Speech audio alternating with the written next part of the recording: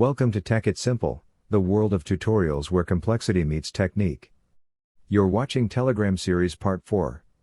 In today's video, I'll be showing you how to allow access to Telegram files.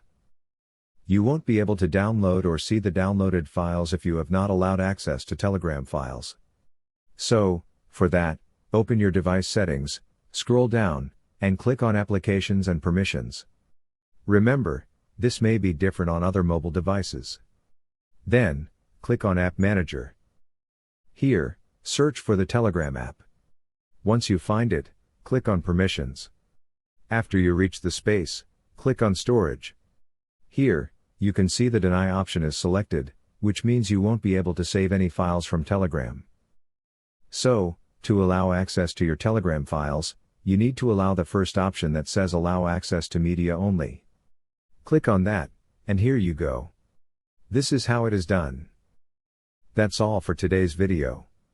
Thanks for watching till the end.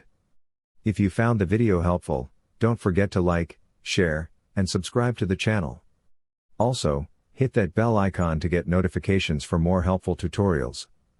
See you in the next video. Stay connected.